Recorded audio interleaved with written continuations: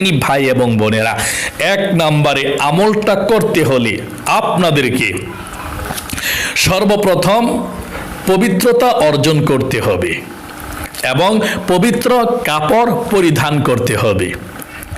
তারপরে আপনারা যেই কোনো সময় এ আমলটা করতে পারেন, তবে এক নম্বরে শুক্রবার রাত্রে আমলটা করলে সবচেয়ে ভালো। তাহলে এক নম্বরে শুক্রবার রাতে ঈশার নামাজের পরেই আপনারা এই আমলটা করবেন ইনশাআল্লাহ।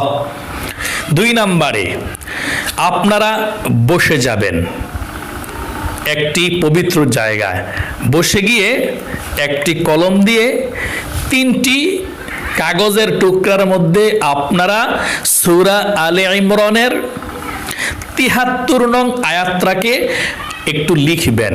সম্পূর্ণ আয়াত লিখতে হবে না, মানে শেষের আয়াতের একটু অংশ আর কি আপনাদেরকে লিখতে হবে 3টি কাগজের টুকরায়, পাতায়। আমি আবারও বলছি, আপনারা 2 নম্বরে আপনারা সূরা আলে ইমরানের ৭৩ নং আয়াতের শেষের একটু অংশ আপনারা 3টি কাগজের মধ্যে লিখবেন। আমি সুন্দর করে আরবিতে দিয়ে দেব ইনশাআল্লাহ, আপনারা দেখে দেখেও লিখতে পারবেন ইনশাআল্লাহ, কিংবা যে কোনো কেউ লিখে দিলে চলবে। 3টা কাগজের মধ্যে আপনারা লিখবেন।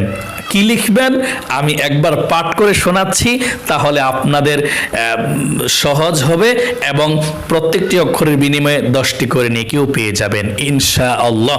এবং স্ক্যানের মধ্যে আপনাদেরকে আমি এক্ষুনি দিয়ে দিচ্ছি ইনশাআল্লাহ। এই স্ক্যানের লেখাটা দেখে দেখে আপনারা লিখবেন, তাহলেই চলবে ইনশাআল্লাহ। أعوذ بالله من الشيطان الرجيم بسم الله الرحمن الرحيم قل إن الفضل بيد الله يؤتيه من يشاء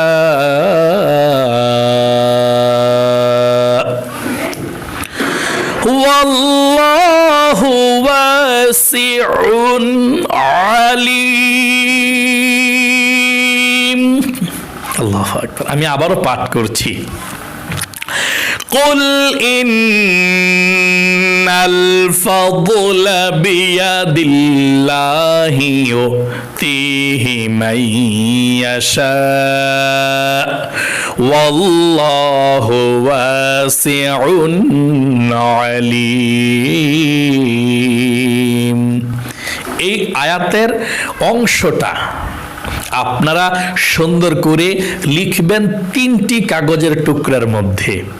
তারপরে 3 নম্বরে যখন কাগজের টুকরার মধ্যে আপনারা যে কোনো কলম দিয়ে লিখতে পারেন, কোনো সমস্যা নাই, লেখা শেষ হয়ে যাবে, তারপরে একটি কাগজ আপনারা আপনাদের সঙ্গে রাখবেন তাবিজ বানিয়ে।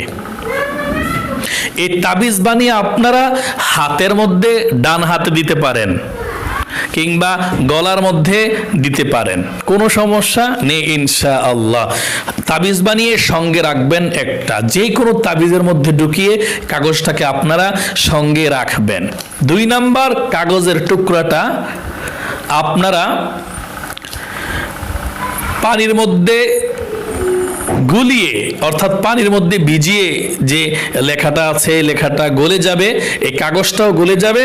তারপর একদম গলে গেলে তারপর আপনারা কাগজের টুকরাটা চাপ দিয়ে যতটুকু থাকে এটাকে পানির মধ্যে ফেলে দিবেন, পুষ্করিণীর মধ্যে বা পবিত্র পানির মধ্যে ফেলে দিবেন।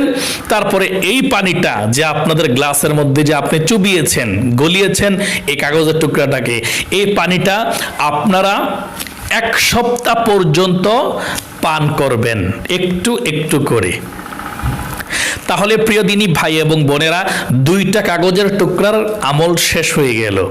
3য় কাগজের টুকরাটা যেটার মধ্যে লিখেছেন সর্বশেষ, তারপর আপনারা সেই কাগজের টুকরাটা আপনারা এই পানির মধ্যে চুবিয়ে আবার আপনাদেরকে গলাইতে হবে কাগজটাকে, গলিয়ে যতটুকু মানে লেখাটা পানির সঙ্গে মিশে যাবে, একটু একটু হলেও চলে।